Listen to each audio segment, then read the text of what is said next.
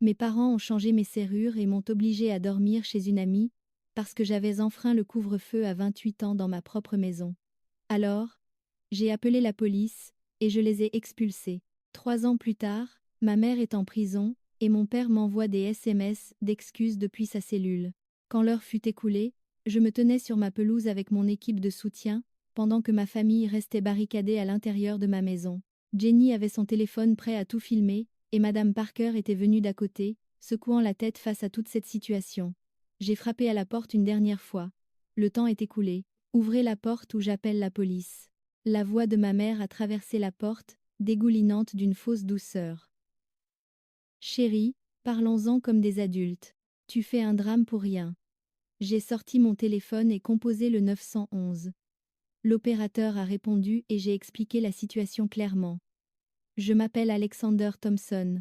Je suis propriétaire de la maison au 427 Maple Street. Les membres de ma famille refusent de quitter ma propriété, après que je leur ai demandé de partir.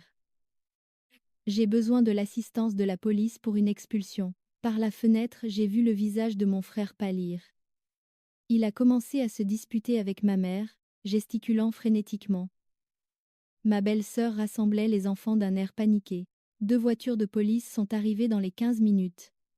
Les agents Martinez et Thompson, aucun lien de parenté, se sont approchés de moi en premier. Je leur ai montré mon acte de propriété, mon permis de conduire, et j'ai expliqué la situation. L'agent Martinez a hoché la tête avec compassion.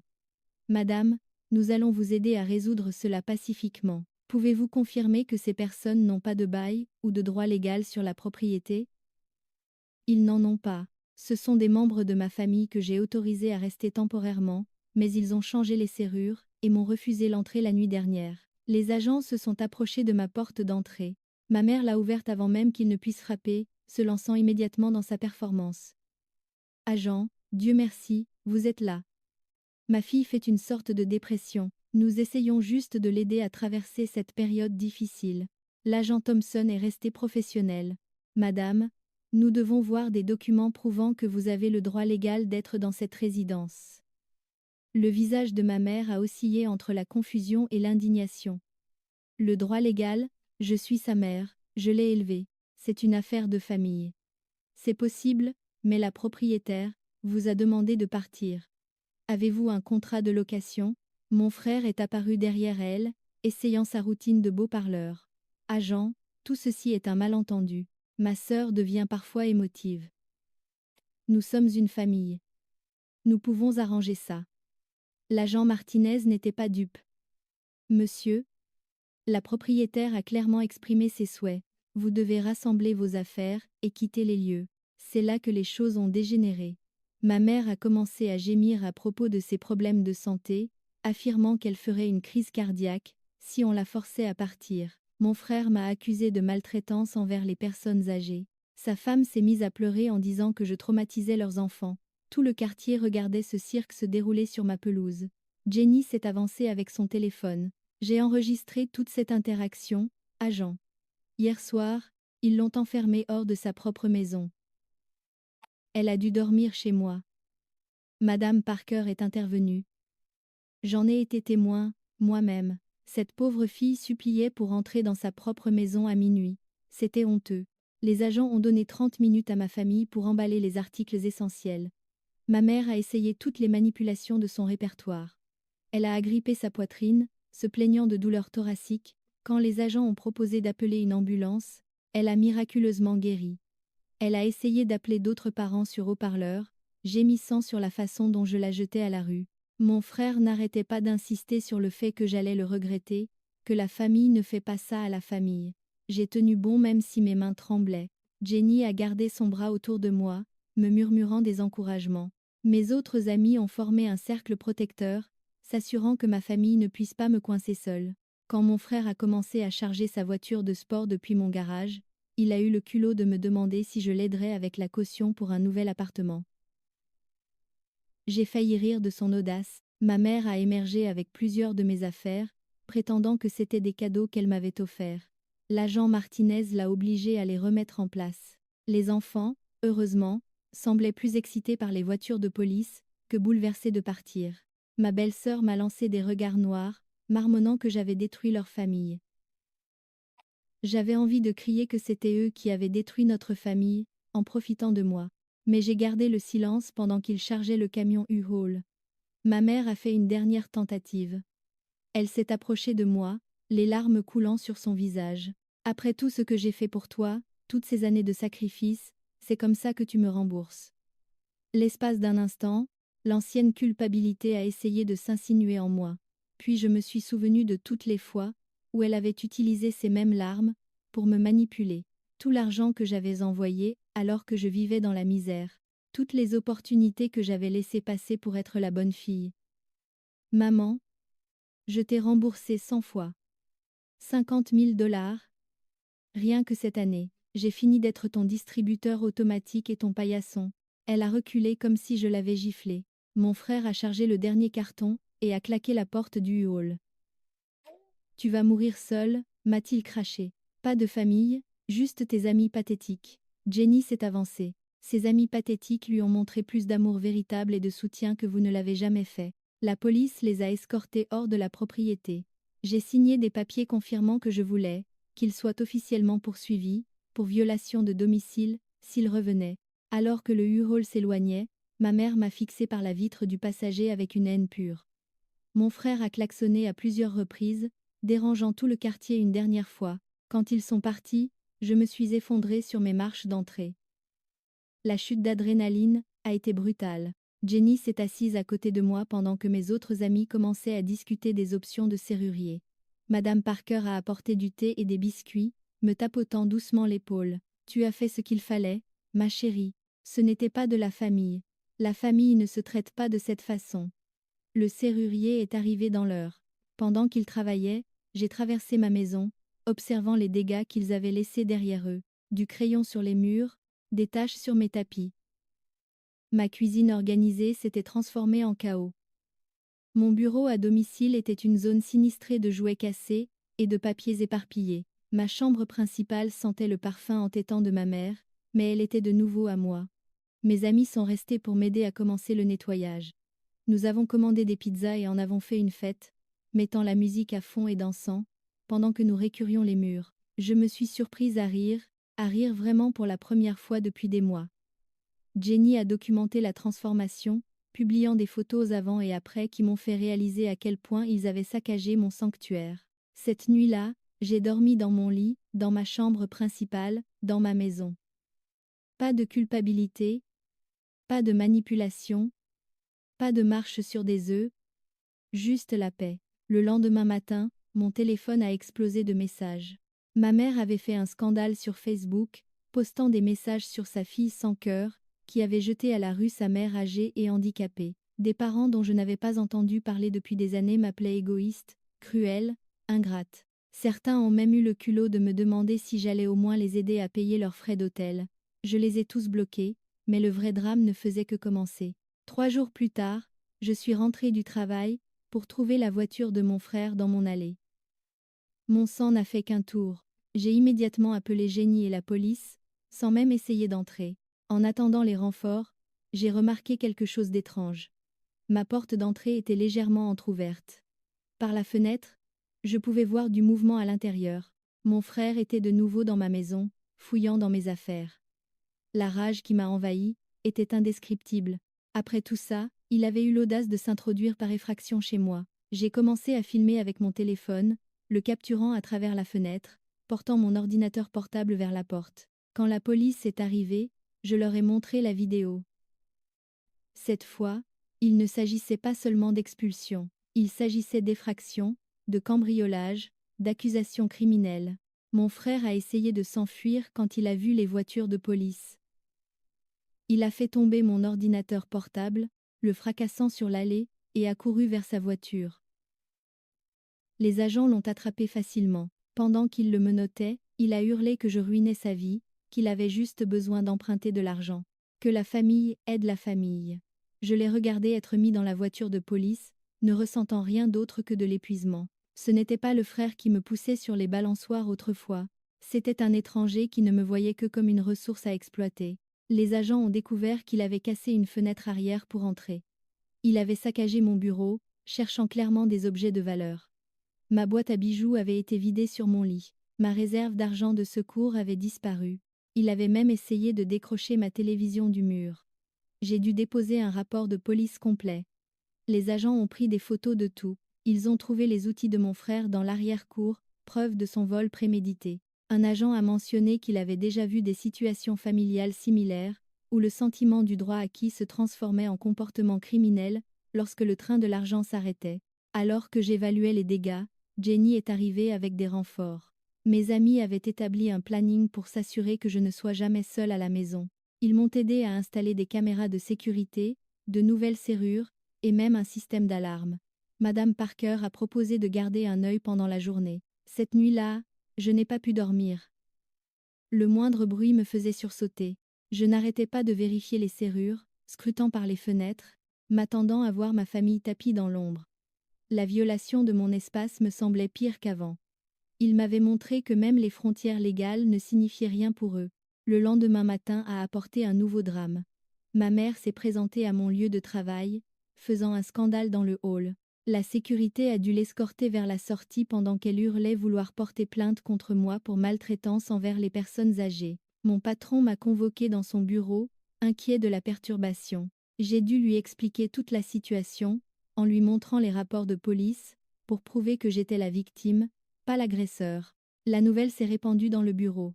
Certains collègues m'ont soutenu, partageant leurs propres histoires de famille toxiques. D'autres chuchotaient dans mon dos, se demandant quel genre de personne jette sa propre mère à la rue. J'ai mangé dans ma voiture juste pour éviter les regards.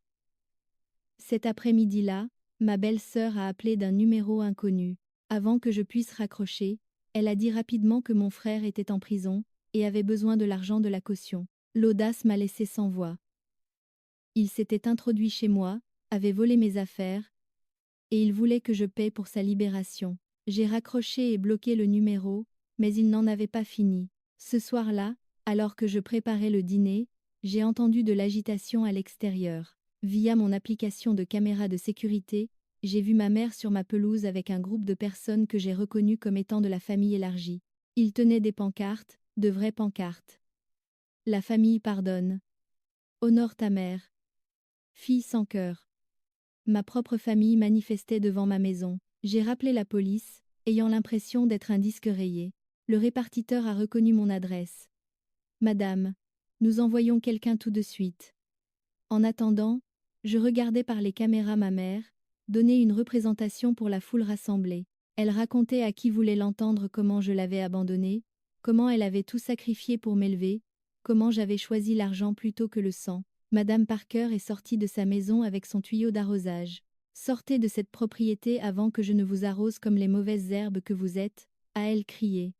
Que Dieu bénisse cette femme. La police est arrivée et a dispersé la foule. Ma mère a été avertie que si elle revenait, elle serait arrêtée pour violation de domicile et harcèlement. Les membres de la famille élargie se sont éclipsés, certains me lançant des regards noirs à travers mes fenêtres. Je pensais que ce serait la fin, mais j'avais sous-estimé la détermination de ma mère à me punir de lui avoir tenu tête. Le lendemain matin, je me suis réveillée pour trouver les pneus de ma voiture crevés, les 4. Les images de sécurité montraient une silhouette en sweat à capuche, mais je connaissais cette démarche. C'était mon père. L'homme qui m'avait appris à faire du vélo vandalisait maintenant ma propriété parce que je ne les laissais plus contrôler ma vie. J'ai déposé un autre rapport de police, qui s'ajoutait à ma collection grandissante. L'agent qui a pris ma déposition avait l'air compatissant mais fatigué. Les conflits familiaux peuvent devenir très moches, a-t-il dit, comme si cela arrangeait les choses d'une manière ou d'une autre. Le chauffeur de la dépanneuse venu remplacer mes pneus a mentionné qu'il avait vu pire, ce qui n'était pas vraiment réconfortant. Le travail est devenu ma seule échappatoire, sauf que même cela était gâché. Ma mère avait réussi à obtenir le numéro de mon bureau et avait laissé des messages vocaux à la réceptionniste à propos de sa fille ingrate qui avait abandonné sa mère malade. Mon patron m'a prise à part à nouveau, suggérant cette fois que je pourrais vouloir prendre du temps personnel pour régler les choses. Je ne pouvais pas me permettre de perdre mon emploi, en plus de tout le reste, alors je lui ai promis que les perturbations cesseraient. Jenny est venue ce soir-là, avec des plats à emporter chinois, et une bouteille de vin. Nous nous sommes assises sur le sol de mon salon, mangeant directement dans les barquettes, pendant que je lui montrais les dernières images de sécurité. Elle a secoué la tête d'incrédulité. Ton père ? Je n'arrive pas à croire qu'il ferait ça. Je sais, ai-je dit en piquant dans mes nouilles. Il était autrefois le raisonnable. Maintenant, il est aussi pire que maman. Mon téléphone a vibré avec un SMS d'un numéro inconnu. C'était une photo de ma chambre d'enfant dans l'ancienne maison de mes parents, avec toutes mes vieilles peluches et mes trophées. Le message disait « Tu te souviens de l'époque où tu nous aimais ?» Je l'ai montré à Jenny, qui a immédiatement pris mon téléphone. « C'est fini, on change ton numéro demain. » Mais changer de numéro ne les empêcherait pas de savoir où je vivais, où je travaillais, qui étaient mes amis. Ils avaient passé des mois dans ma maison à fouiller dans mes affaires. Ils savaient tout de ma vie. Les jours suivants ont été calmes, trop calmes. J'allais au travail, je rentrais à la maison, je vérifiais mes caméras de manière obsessionnelle. Mes amis se relayaient pour rester dormir, s'assurant que je n'étais pas seule. Madame Parker laissait des ragoûts sur le pas de ma porte avec des mots, disant qu'elle priait pour moi. Même mes autres voisins, à qui j'avais à peine parlé auparavant, ont commencé à prendre de mes nouvelles, puis le vendredi est arrivé avec un nouveau cauchemar. Je suis rentrée chez moi, pour trouver un avis d'expulsion scotché sur ma porte. Mon cœur s'est arrêté. Comment pouvais-je être expulsée de ma propre maison? Je l'ai arraché et lu, les mains tremblantes. Il affirmait que je n'avais pas payé mon prêt hypothécaire depuis 3 mois. J'ai immédiatement appelé ma banque. Après avoir été transférée 4 fois et avoir passé 2 heures en attente, j'ai enfin joint quelqu'un qui pouvait m'aider.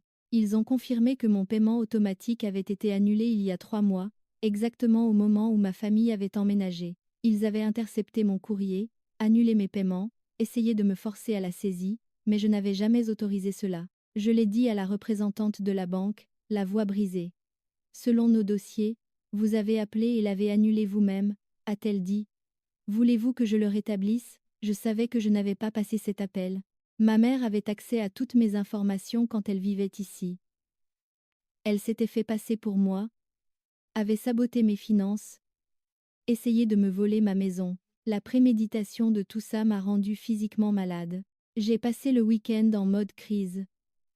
Jenny m'a aidé à contacter un avocat qui m'a assuré que nous pouvions contester la saisie, mais m'a prévenu que ce serait coûteux. J'ai dû payer immédiatement les mensualités hypothécaires en retard, plus les frais de retard, plus les frais de justice. Adieu, mon fonds d'urgence, ce même fonds d'urgence que mon frère avait essayé de voler. Mes amis se sont ralliés autour de moi. Ils ont mis en place un roulement pour les repas afin que je n'ai pas à me soucier de cuisiner. Ils m'ont aidé à changer chaque mot de passe, chaque compte, chaque paiement automatique. Nous avons trouvé 3 cartes de crédit ouvertes à mon nom, que je n'avais pas autorisées. Ma mère avait détruit mon crédit tout en vivant sous mon toit, en mangeant ma nourriture, en utilisant mon électricité. Le lundi matin a apporté un nouveau coup dur. Je suis arrivée au travail pour trouver mon bureau vidé, mes affaires dans un carton. Les ressources humaines m'ont convoqué pour m'expliquer que ma situation personnelle affectait le lieu de travail. Apparemment, ma mère avait appelé des clients, leur disant que j'étais mentalement instable, et qu'on ne devait pas me faire confiance avec leurs comptes. 3 gros clients avaient menacé de quitter l'entreprise. Nous ne vous renvoyons pas, a dit prudemment le responsable des RH. Nous suggérons que vous preniez un congé sans solde prolongé jusqu'à ce que les choses se calment. Un congé sans solde, avec un prêt hypothécaire à rattraper, des frais d'avocat, qui s'accumulaient, et plus aucun fonds d'urgence. J'ai pris mon carton et je suis partie, sentant tous les regards sur moi. La honte me brûlait la poitrine. J'avais travaillé si dur pour construire ma carrière, et ma mère l'avait détruite en quelques coups de téléphone. Je me suis assise dans ma voiture dans le parking, fixant le volant. Pour la première fois depuis que tout cela avait commencé, je me suis demandé si je devais juste abandonner, les laisser avoir la maison, déménager, recommencer à zéro, quelque part où ils ne pourraient pas me trouver. Mais ensuite, j'ai pensé à toutes ces années de sacrifice, toutes ces nuits à manger des nouilles instantanées, tous ces rêves que j'avais mis en attente. C'était ma vie, et je n'allais pas les laisser me la prendre. Jenny m'a rejointe pour le déjeuner, a jeté un regard à mon visage et a immédiatement su que quelque chose n'allait pas. Quand je lui ai parlé de mon travail, elle a frappé la table de la main si fort que nos verres d'eau ont sursauté. Ça suffit, a-t-elle dit. On passe à l'offensive. Elle avait raison. J'avais joué sur la défensive depuis le début, me contentant de réagir à leurs attaques. Il était temps de riposter. Nous avons passé l'après-midi à élaborer un plan. Premièrement, tout documenter.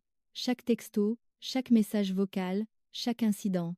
Deuxièmement, engager des poursuites pénales, pour usurpation d'identité, et fraude. Troisièmement, obtenir des ordonnances restrictives contre eux tous. Quatrièmement, poursuivre pour dommages et intérêts. Mais ils n'ont pas d'argent, ai-je fait remarquer. Là n'est pas la question, Jenny. Le but est de leur montrer qu'il y a des conséquences, de vraies conséquences légales. Ce soir-là, j'ai de nouveau rencontré l'avocat. Il a tout examiné et a sifflé doucement. Votre famille vous a vraiment fait des dégâts, mais nous avons un dossier solide. Usurpation d'identité, fraude, harcèlement, dommages aux biens. Nous pouvons déposer des plaintes au pénal et poursuivre au civil pour obtenir des dommages et intérêts. Les frais de provision m'ont fait grimacer, mais quel choix avais-je? J'ai signé les papiers et fait le chèque, regardant mon compte d'épargne diminuer encore plus. Le lendemain matin, je me suis réveillée pour trouver mon jardin avant détruit. Quelqu'un avait roulé à travers mes parterres de fleurs, laissant de profondes traces de pneus dans la boue. Mes magnifiques roses, celles que j'avais plantées pour célébrer l'achat de la maison, étaient écrasées. Les images de sécurité montraient un pick-up faisant des dérapages sur ma pelouse à 3 chéraux du matin. La plaque d'immatriculation était couverte, mais j'ai reconnu le pick-up. Il appartenait à Kyle, l'ami louche de mon frère, celui que ma mère avait essayé d'installer dans mon sous-sol. Je me tenais sur mon porche, examinant les dégâts, quand Madame Parker est apparue avec du café et une expression sombre. « Je les ai vus, a-t-elle dit. J'ai appelé la police, mais ils étaient partis avant que quiconque n'arrive. Cette famille qui est la vôtre est le mal incarné.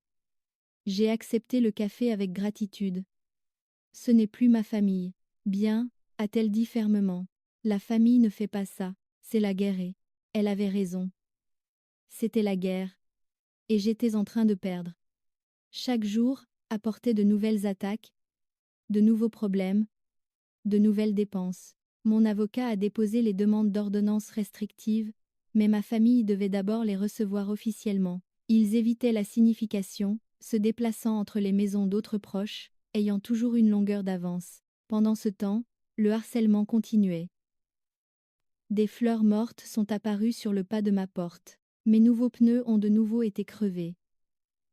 Quelqu'un a tagué un gratte sur ma porte de garage. Chaque incident signifiait un autre rapport de police, une autre déclaration à l'assurance, un autre coup porté à mes finances et à ma santé mentale.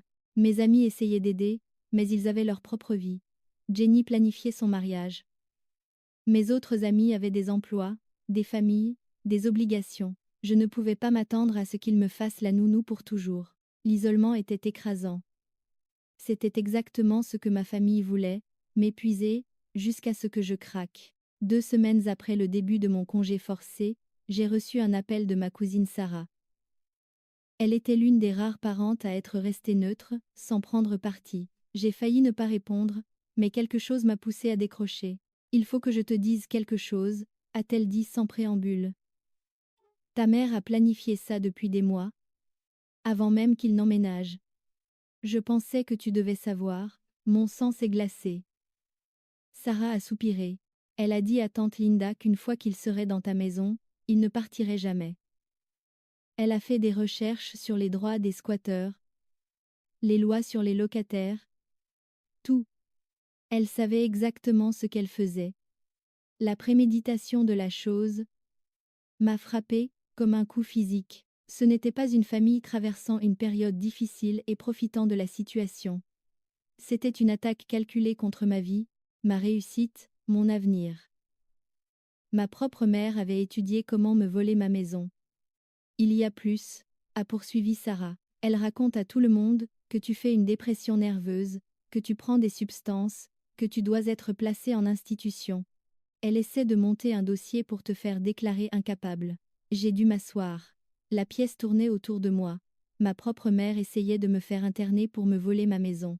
La trahison était si totale, si dévastatrice, que je ne pouvais même pas pleurer. Je me sentais juste engourdie. « Pourquoi me dis-tu ça ?» ai-je demandé.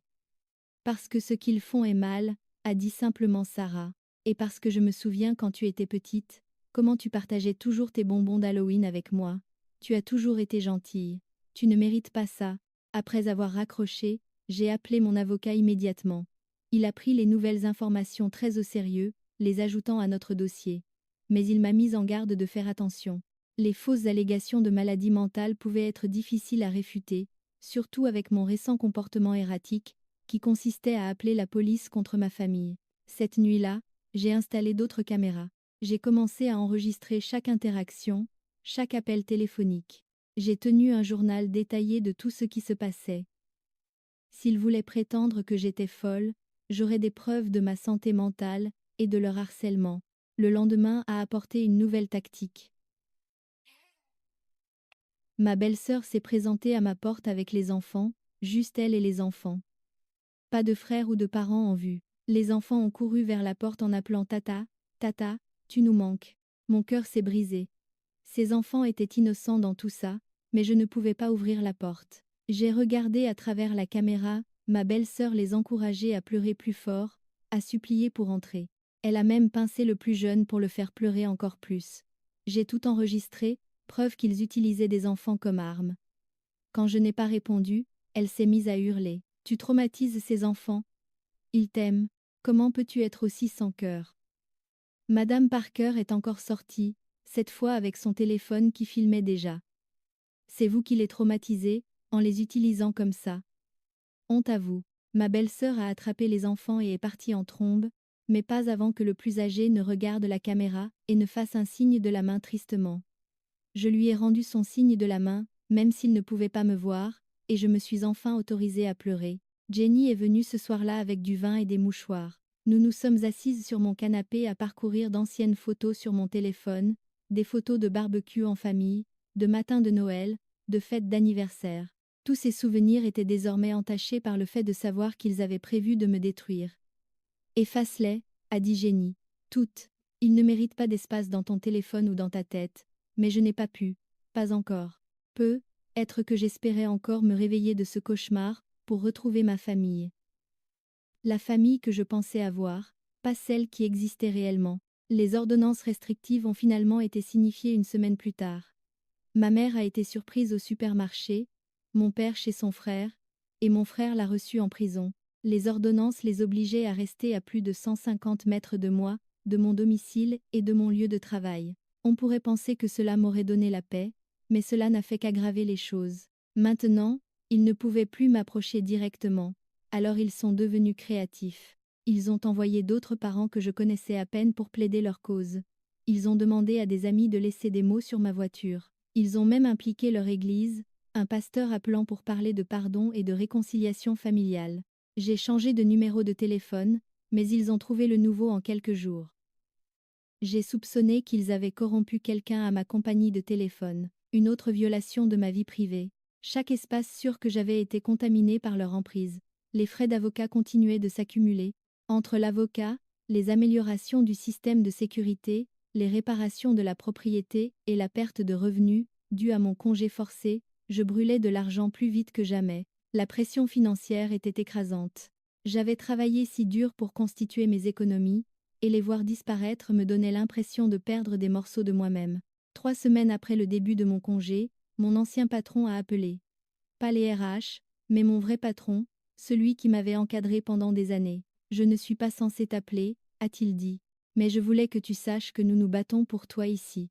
Certains d'entre nous savent que ce que tu traverses n'est pas de ta faute. N'abandonne pas. C'était la première bonne nouvelle que j'avais eue depuis des semaines. Être que je n'avais pas tout perdu. Être y avait-il encore de l'espoir pour ma carrière. Je l'ai remercié et lui ai promis de continuer à me battre. Cet après-midi-là, j'ai reçu une lettre recommandée. Mes mains tremblaient en l'ouvrant, m'attendant à une autre menace juridique. Au lieu de cela, c'était de l'avocat de mon frère. Il me poursuivait pour détresse émotionnelle et séquestration. L'audace était à couper le souffle. Il était entré par effraction chez moi, m'avait volé, et maintenant il me poursuivait pour l'avoir fait arrêter. Mon avocat a ri quand je l'ai appelé. C'est du désespoir. Il n'a aucun dossier, mais ça veut dire que nous sommes en train de gagner. Ils n'ont plus de coups à jouer. Mais combattre le procès signifiait plus de frais d'avocat, plus de dates d'audience, plus de stress. C'était comme la mort par 1000 coupures. Chaque fois que je pensais prendre de l'avance, il trouvait un nouveau moyen d'attaquer. Le point de rupture a eu lieu un mois après que je les ai mis à la porte. J'étais à l'épicerie, essayant de maintenir une certaine normalité, quand je suis tombée sur ma tante. Pas l'un des singes volants que ma mère avait envoyés, mais la sœur de mon père, qui avait toujours été gentille avec moi. Elle m'a regardé tristement. Tu as l'air terrible, ma chérie. J'ai surpris mon reflet dans la porte du congélateur. Elle avait raison. J'avais perdu du poids. Mes cheveux étaient en bataille, et les cernes sous mes yeux avaient eux-mêmes des cernes. Le stress me rongeait de l'intérieur. Ta mère dit à tout le monde que tu prends des substances, a poursuivi ma tante. C'est pour ça que tu es si maigre et paranoïaque. Certaines personnes commencent à la croire. Je ne prends pas de substances, ai-je dit faiblement. J'essaie juste de survivre. Ma tante m'a prise dans ses bras juste là, dans l'allée des surgelés. Je sais, ma chérie. Je sais. Mais peut-être que tu devrais envisager de déménager. Prendre un nouveau départ quelque part, où ils ne pourront plus te blesser. J'y ai pensé pendant tout le trajet du retour. Peut-être qu'elle avait raison. Peut-être que la maison n'en valait pas la peine. Peut-être que je devrais juste la vendre et disparaître. Mais quand je me suis garée dans mon allée et que j'ai vu ma maison, j'ai ressenti cette vague familière de détermination. Cette maison représentait tout ce pour quoi j'avais travaillé. Je n'allais pas les laisser me la prendre. Cette nuit-là, j'ai pris une décision. J'ai appelé mon avocat, et je lui ai dit de tout accélérer. De déposer toutes les accusations, de poursuivre pour tous les dommages, de pousser pour les peines maximales. Fini de jouer en défense. Il était temps de montrer à ma famille que leurs actions avaient de réelles conséquences.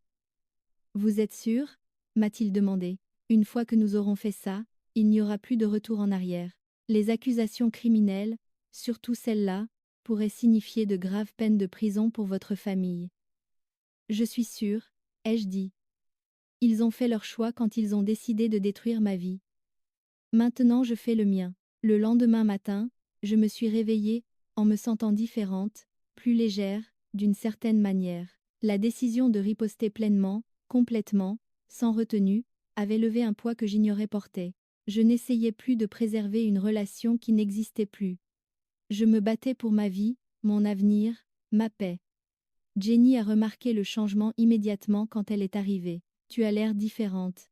Une bonne différence. J'ai fini de me sentir coupable, lui ai-je dit. Fini d'essayer de protéger des gens qui essaient activement de me détruire. Ils veulent une guerre. Ils l'ont. Nous avons passé la journée à organiser toutes mes preuves. Images de sécurité, rapports de police, relevés bancaires, relevés téléphoniques. La pile était accablante. Ma famille avait commis des fraudes, des usurpations d'identité, du harcèlement criminel, stalking, des dommages matériels et plus encore. En voyant tout cela étalé ainsi, j'ai réalisé à quel point j'avais minimisé leur comportement. Mon avocat était impressionné.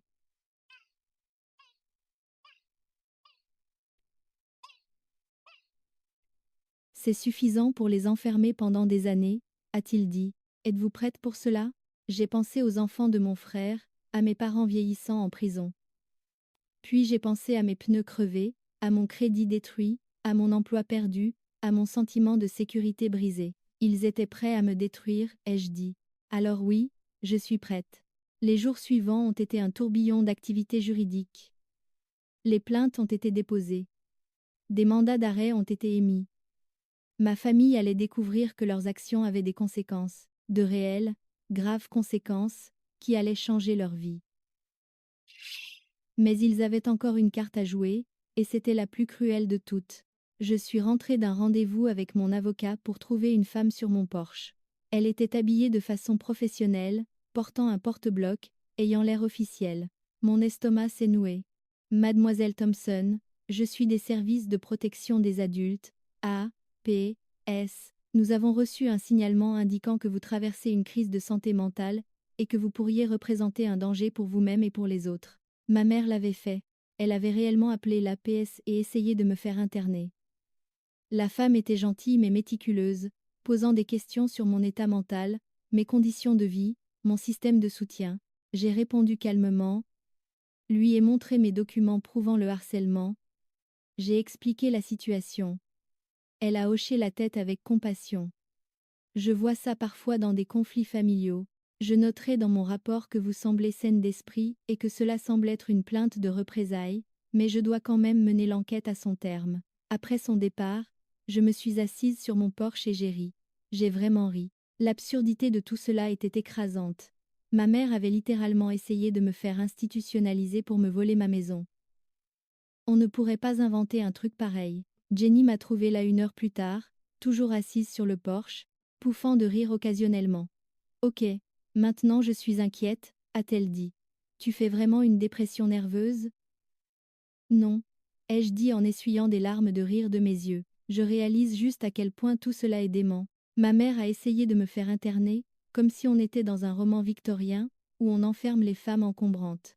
C'est tellement fou, que c'en est presque drôle. Jenny s'est assise à côté de moi. Tu sais quoi?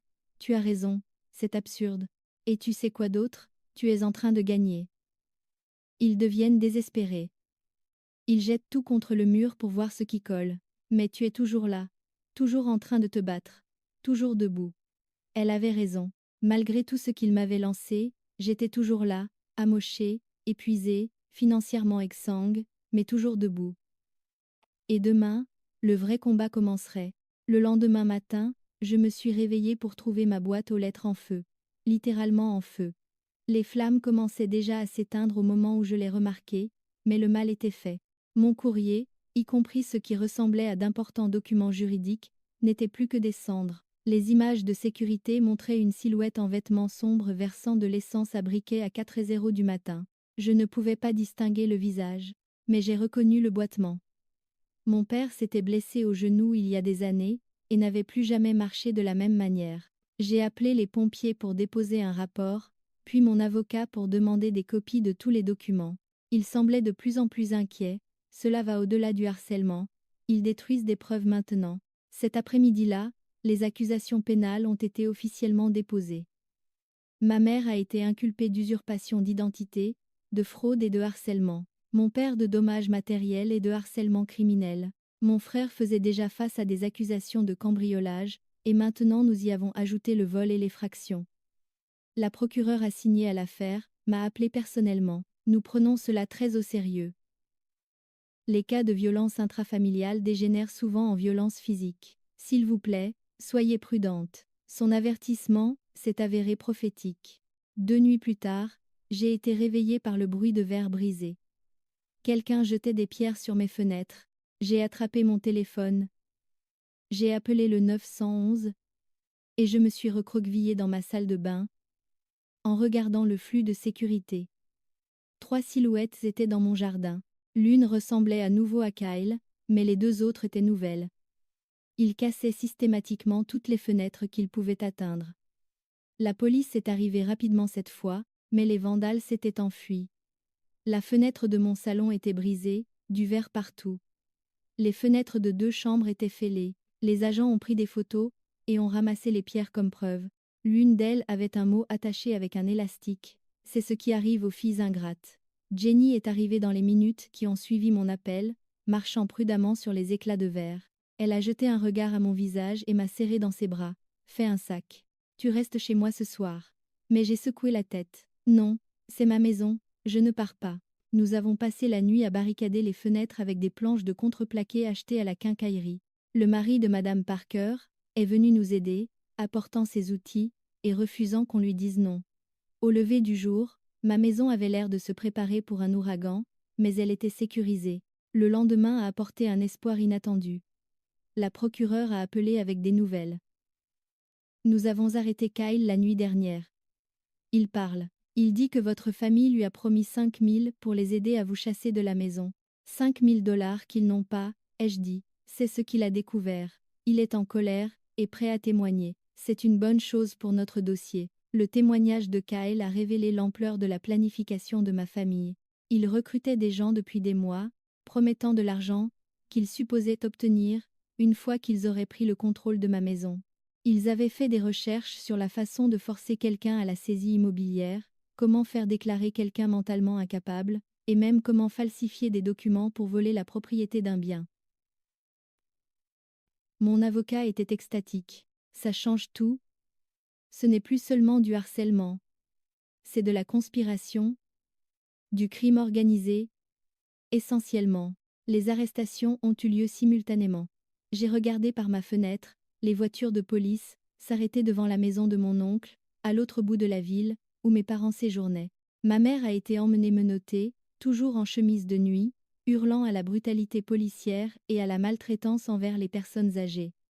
Mon père a suivi silencieusement, la tête baissée. Mon téléphone a sonné. C'était ma tante, la gentille. Ils viennent d'arrêter ta mère chez mon frère. C'est vraiment en train d'arriver. Oui, ai-je dit. C'est vraiment en train d'arriver. L'audience de libération sous caution a été fixée au lundi suivant. Je n'y ai pas assisté, mais mon avocat y était. Il m'a appelé ensuite pour me donner les nouvelles. La caution a été fixée à un montant élevé. Votre mère est à 50 000 $, votre père à 30 000 $, et votre frère à 40 000 $, pour le cambriolage. Ils n'ont pas les moyens de payer. Ils allaient rester en prison jusqu'au procès. Le soulagement que j'ai ressenti était accablant. Pour la première fois depuis des mois, je pouvais respirer. Je pouvais dormir sans sursauter au moindre bruit. Je pouvais exister dans ma propre maison, sans avoir peur. Mais ma famille n'en avait pas fini. Depuis la prison, ils ont continué leur campagne. D'autres parents dont je n'avais pas entendu parler depuis des années, ont commencé à m'appeler, à m'envoyer des textos, à se présenter à ma porte. Les tentatives de culpabilisation étaient incessantes. Ta mère est en prison. Elle est vieille. Elle est malade. Comment peux-tu faire ça? J'avais une réponse standard toute prête. Elle s'est mise elle-même en prison, lorsqu'elle a commis de multiples crimes contre moi. Certains parents ont compris. D'autres non. J'ai perdu le compte du nombre de membres de ma famille, que j'ai dû bloquer. Mon arbre généalogique était en train d'être élagué à l'extrême, mais les branches restantes étaient saines. 2 semaines après les arrestations, j'ai reçu un appel de mon ancien lieu de travail. C'était les RH, mais cette fois avec de bonnes nouvelles. Nous avons réexaminé votre situation. Les clients qui menaçaient de partir ont reconsidéré leur décision après avoir appris les accusations criminelles pesant sur votre famille. Nous aimerions vous offrir de reprendre votre poste, avec le paiement intégral de vos arriérés de salaire pour votre période de congé. J'ai pleuré en raccrochant, des larmes de joie cette fois. Jenny était avec moi, et nous avons célébré avec des plats à emporter de mon restaurant préféré. Je récupérais ma vie morceau par morceau. La date du procès a été fixée à dans 3 mois. Entre-temps, je me suis concentrée sur la reconstruction. J'ai engagé des entrepreneurs pour réparer mes fenêtres correctement. J'ai fait refaire l'aménagement paysager de ma pelouse. J'ai repeint mes murs, recouvrant toute trace de crayon et de marques d'éraflure. Je reprenais possession de mon espace, le rendant à nouveau mien. La femme de mon frère a pris contact par l'intermédiaire d'un ami commun. Elle voulait qu'on se voie. Juste. Elle. Sans les enfants. Contre mon meilleur jugement, j'ai accepté. Nous nous sommes rencontrés dans un café, toutes les deux méfiantes. Je le quitte, a-t-elle dit sans préambule. Toute cette histoire m'a ouvert les yeux. Le jeu, les mensonges, le sentiment que tout lui est dû. Je ne veux pas que mes enfants grandissent en pensant que c'est normal. Nous avons parlé pendant 2 heures. Elle s'est excusée pour sa part dans tout cela, pour avoir utilisé les enfants comme arme. Je lui ai donné les coordonnées de mon avocat au cas où elle aurait besoin d'aide pour le divorce. J'ai eu l'impression de gagner une alliée au lieu de perdre de la famille. Les audiences préliminaires ont été brutales. Les avocats de ma famille ont essayé toutes les ruses pour faire réduire ou rejeter les charges. Ils ont plaidé la maltraitance des personnes âgées, l'incompétence mentale de la part de ma mère, et même la folie temporaire. La procureure a anéanti chaque tentative avec la montagne de preuves que nous avions rassemblées. Ma mère a essayé de se représenter elle-même lors d'une audience, renvoyant son avocat commis d'office. Elle s'est levée et s'est lancée dans un discours décousu sur les enfants ingrats et les sacrifices de la maternité. Le juge l'a coupée au bout de 2 minutes et lui a nommé un nouvel avocat contre sa volonté. 1 semaine avant le procès, mon frère a craqué. Son avocat a contacté le mien pour un accord de plaidoyer, deal. Il plaiderait coupable à des charges moindres en échange de son témoignage contre nos parents. La procureure a accepté, et, soudainement, nous avions un témoin de l'intérieur. Le témoignage de mon frère a été accablant. Il a révélé des conversations où ma mère avait détaillé son plan pour prendre ma maison. Comment elle avait fait des recherches sur le droit des squatteurs et la loi sur les locataires. Comment elle avait délibérément annulé mes paiements automatiques tout en interceptant mon courrier. Comment elle montait un dossier pour me faire déclarer incapable depuis, avant même qu'il n'emménage. Elle disait qu'Alexander ne méritait pas la maison, a-t-il témoigné, que j'avais gaspillé mon argent pour ça, au lieu de m'occuper de la famille. Maman a dit que nous la ferions sortir d'une façon ou d'une autre. Mon père a craqué ensuite. Face aux témoignages de mon frère et aux preuves de son vandalisme, il a plaidé coupable à tous les chefs d'accusation. Lors de sa déclaration, allocution, il a finalement montré des remords. J'ai laissé ma femme me convaincre que nous avions droit à la réussite de notre fille. J'avais tort. J'ai détruit ma relation avec ma fille, par cupidité. Cela ne laissait que ma mère, qui a refusé tout accord de plaidoyer. Elle voulait un procès, convaincue qu'elle pourrait rallier un jury à sa cause. Son avocat avait l'air épuisé à chaque fois que je le voyais. Le procès a duré 3 jours. J'ai dû témoigner, revivant chaque instant de harcèlement et d'abus. Ma mère m'a fixé tout le temps, le visage tordu de rage. Quand la procureure a montré les images de sécurité de ma mère en train de me regarder supplier pour entrer dans ma propre maison, plusieurs jurés ont secoué la tête de dégoût. Ma mère a témoigné pour sa propre défense, contre l'avis de son avocat. Elle s'est dépeinte comme une mère aimante poussée au désespoir par une fille ingrate. Elle a prétendu que je leur avais promis la maison, que j'avais dit qu'ils pourraient y vivre pour toujours. Elle a même produit un document falsifié prouvant, soi-disant que j'avais accepté de lui donner la maison. La procureure a anéanti son témoignage. L'expert en documents judiciaires a témoigné que la signature était une falsification. Les relevés téléphoniques ont montré les appels que ma mère avait passés, en se faisant passer pour moi. Les relevés bancaires ont révélé les cartes de crédit qu'elle avait ouvertes à mon nom. À la fin, même son propre avocat avait l'air vaincu. Le jury n'a délibéré que pendant 2 heures. Coupable de tous les chefs d'accusation.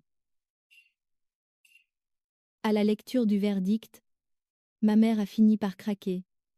Pas de remords, mais de rage. Elle a hurlé que j'avais détruit la famille, que j'allais le regretter, qu'elle s'assurait que je paie pour ce que j'avais fait. Le juge a ordonné son expulsion de la salle d'audience. Le prononcé de la peine a eu lieu 1 mois plus tard. Mon frère a écopé de 2 ans de probation et de travaux d'intérêt général. Grâce à sa coopération, mon père a écopé de 18 mois dans une prison à sécurité minimale. Ma mère a écopé de 5 ans de prison d'État. Alors qu'on l'emmenait, elle s'est tournée pour me regarder une dernière fois. La haine dans ses yeux faisait froid dans le dos, mais je n'ai pas détourné le regard. J'avais gagné. J'avais survécu, et c'était plus que